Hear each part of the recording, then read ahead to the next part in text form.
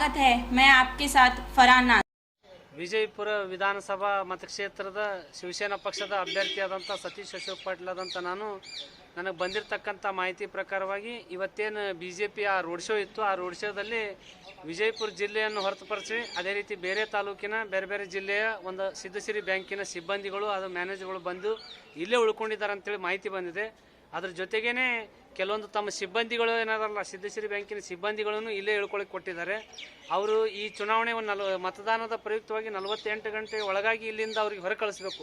ಯಾಕಪ್ಪ ಅಂದರೆ ಇದೇ ಒಂದು ಪ್ರವೃತ್ತಿ ಇಟ್ಟುಕೊಂಡೆ ಕಳೆದ ಬಾರಿ ಚುನಾವಣೆಯಲ್ಲಿ ಈ BJP ಅಭ್ಯರ್ಥಿಯಾದಂಥ ಬಸನಗೌಡ ಪಾಟೀಲ್ ಅವರು ನಕಲಿ ಮತದಾನ ಮಾಡುವ ಮುಖಾಂತರ ಒಂದು ಚುನಾವಣೆಯನ್ನು ಗೆದ್ದಿದ್ದಾರೆ ಅಂತೇಳಿ ಮಾಹಿತಿ ಇದೆ.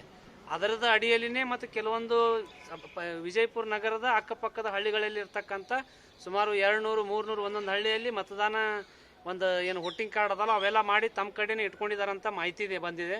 ಆ ಬಲ ಮೂಲಗಳನ್ನು ಬಂದಿರತಕ್ಕಂಥ ಮಾಹಿತಿಯನ್ನು ಮನಗಂಡಿರ್ತಕ್ಕಂಥ ನಮ್ಮ ಪಕ್ಷದ ಕಾರ್ಯಕರ್ತರು ಏನಂದ್ರೆ ಇಲ್ಲದೆ ಸಾಹೇಬ್ರ DC ಅವರಿಗೆ ಹೋಗಿ ಒಂದು ಮನವಿ ಕೊಡೋನು ಇದ್ರದ್ದು SP ಅವರಿಗೆ ಗಮನದಲ್ಲಿ ತಂದರೆ ಒಂದು ಉತ್ತಮವಾದಂಥ ಪ್ರಜಾಸತ್ತಾತ್ಮಕವಾದಂಥ ಒಂದು ಒಳ್ಳೆಯ ಮತದಾನ ಆಗಬೇಕು, ನಕಲಿ ಮತದಾನ ಆಗಬಾರ್ದು ಅನ್ನುವಂಥ ಅಡಿಯಲ್ಲಿ ನಾವು ಇವತ್ತು ಜಿಲ್ಲಾಧಿಕಾರಿಗಳಿಗೆ ಒಂದು ಮನವಿ ಕಟ್ಟಿವಿ. ಅದರ ಮುಖಾಂತರವಾಗಿ ನಾವೇನಪ್ಪ ಅಂತಂದ್ರೆ DC ಅವರಿಗೆ ಕೊಡೋದ್ರ ಜೊತೆಗೆ SP ಅವರಿಗೆ ಹಾಗೆ ಚುನಾವಣಾ ಅಧಿಕಾರಿಗಳಿಗೂ ಒಂದು ಮನವಿ ಪತ್ರವನ್ನು ಕೊಡ್ತೀವಿ. ಮಾಧ್ಯಮ ಮುಖಾಂತರ ತಿಳಿಸ್ಲಿಕ್ಕೆ ಇಚ್ಛೆಯನ್ನು ಪಡ್ತೀವಿ. ಅಂದರೆ ಯಾರೂ ಒಂದು ಭಯಪಡದೆ ತಮ್ಮ ಮತದಾನವನ್ನು ಬೆಳಗ್ಗೆಯಿಂದ ಸಾಯಂಕಾಲವರೆಗೆ ಮುಕ್ತವಾಗಿ ಮಾಡಿರಿ. ಎಲ್ಲ ಸೆಕ್ಯೂರಿಟಿ ಕೊಡತಕ್ಕಂಥ ಒಂದು ಕಾರ್ಯ ನಾನು ಕಡಿಮೆ ಮಾಡ್ತೀನಿ. ತಮಗೇನಾದರೂ ಬಂದಿರತಕ್ಕಂಥ ಸಂದರ್ಭದಲ್ಲಿ ನಿಮಗೇನಾದರೂ ಭಯದ ವಾತಾವರಣ ಹುಟ್ಟಿರ್ತಕ್ಕಂಥ ಈ ಒಂದು BJP ಕಾಂಗ್ರೆಸ್ದು ಏನಾದರೂ ಬಂದಿತ್ತಪ್ಪ ಅಂದ್ರೆ ನನ್ನ ಮೊಬೈಲ್ ನಂಬರ್ಗೆ ನೀವು ಕರೆ ಮಾಡಿದ್ರಪ್ಪ ಅಂದ್ರೆ ಇಮಿಡಿಯೇಟ್ ಅಲ್ಲಿ ಸಿಬ್ಬಂದಿಗಳು ಏನಿರ್ತಾರಲ್ಲ ಪೊಲೀಸ್ ಸಿಬ್ಬಂದಿಗಳಾಗಲಿ ಮತ್ತು ಯಾವುದೇ ರೀತಿಯ ಆರಕ್ಷಕ ಬಂಧುಗಳು ತಮಗೆ ಸಹಾಯ ಬೇಕಾಗಿದ್ದಪ್ಪ ಅಂದ್ರೆ ನಮ್ಮ ಕಾರ್ಯಕರ್ತರು ಇರ್ತಾರೆ.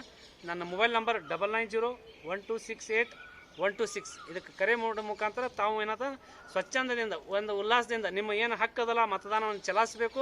ಯಾವುದೇ ರೀತಿಯಿಂದ ಭಯದ ವಾತಾವರಣ ಇದ್ದಲ್ಲಿ ತಾವು ಏನಾದ್ರಪ್ಪ ಈ ಕರೆ ಮಾಡಿರಿ. ಅಥವಾ ಏನು ಪೊಲೀಸ್ ಸಿಬ್ಬಂದಿ ಇರ್ತದೆ 112 ಅದು ನಂಬರ್ ಇದೆ, ಅದಕ್ಕಾದರೂ ಕರೆ ಮಾಡಿದ್ರೆ ಇಡೀ ನಮ್ಮದು ವಿಜಯಪುರ ನಗರ ಒಂದು ಒಳ್ಳೆ ಉತ್ತಮ ಮತದಾನ ಆಗಲಿ. ಅದ್ರ ಯುವಕನಾಗಿ ಏನು ವಿಜಯಪುರ ನಗರದಲ್ಲಿ ಪ್ರತಿಯೊಂದು ಮನೆಗಳಿಗೆ ತೆರಳೀನಿ. ಮತದಾನ ಬಹುಶಃ 80%ಕ್ಕಿಂತಲೂ ಮೀರಿ ಆಗ್ತದೆ ಅಂತೇಳಿ ಭರವಸೆ ಅದ. ಇದ್ರ ಜೊತೆಗೇ ಯಾವುದೇ ರೀತಿಯಿಂದ ನಕಲಿ ಓಟುಗಳು ಈ ವರ್ಷ ಆಗಲಿಕ್ಕೆ ಬಿಡಂಗಿಲ್ಲ ಅಂತೇಳಿ ಒಂದು ನಾ ಏನು ಪಣ ತೊಟ್ಟಿನಿ. ಅದಕ್ಕೆ ಜಿಲ್ಲಾಡಳಿತ ನನಗೆ ಸಹಕಾರ ಮಾಡ್ತದೆ ಅಂತೇಳಿ ತಮ್ಮ ಮುಖಾಂತರ ತಿಳಿಸ್ತೇನೆ. ಈಗ 3-4 ಸಾವಿರ ಜನ ಬಂದ್ರಂತ ಹೇಳ್ತಾ ಇದ್ದೀರಿ. ಸೊ ಅದರ ಹಿಂದೆ ಏನಾದರೂ ಒಂದು ಸಾಕ್ಷಿಗಳಿದಾವ ನಿಮ್ಮ ಹತ್ರ? ಸಾಕ್ಷಿಗಳಂದ್ರೆ ಬಹುಶಃ ನೀವು ಎಲ್ಲ ಹೋಟೆಲ್ಗಳಲ್ಲಿ ನೀವು ಚೆಕ್ ಮಾಡಿದ್ರೆ ಬಹುಶಃ ನಿಮ್ಗೆ ಗೊತ್ತಾಗ್ತದೆ. ಎಲ್ಲ ಪಾಸಿಂಗ್ ಬೇರೆ ಬೇರೆನೇ ಅದಾವ. ನಿಮ್ಗೆ ಹೇಗೆ ಗೊತ್ತಾಯ್ತದು?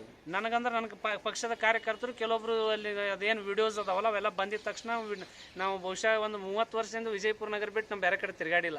ಮುಖಗಳು ನೋಡಿದ್ರೆ ಹೇಳ್ತೀನಿ ಇದು ಇಲ್ಲೇ ನಮ್ಮ ಬಿಜಾಪುರದಲ್ಲಿ ಇದು ಫಿಗರ್ ಅಂತೇಳಿ. ಅಂದ್ರೆ ರೂಮರ್ಸು ಇರಬೇಕಲ್ಲ? ರೂಮರ್ಸ್ ಇರಕ್ಕೆ ಸಾಧ್ಯನೇ ಇಲ್ಲ. ಯಾಕಂದ್ರೆ ಹತಾಶೆಗೊಂಡಾರ ಅವರು ಇರೋದು ಇದು ಒಂದೇ ಆಲ್ಟರ್ನೇಟ್ ಆಪ್ಷನ್. ಇದು ನಕಲಿ ಮತದಾನ ಮಾಡೇ ಗೆಲ್ಲಬೇಕು. ಒರಿಜಿನಾಲಿಟಿ ಒಳಗೆ ಗೆಲ್ತೀನಪ್ಪ ಅಂದ್ರೆ ಅಸಾಧ್ಯ. ಬಹುಶಃ ಒಂದು 10-15 ಸಾವಿರ ಹಿಂದೆ ಅದಾರ ಇವು. ಮತದಾನ ಅಂತೂ ಅವರಿಗೆ ಯಾವ್ದು ಪರವಾಗಿಲ್ಲ.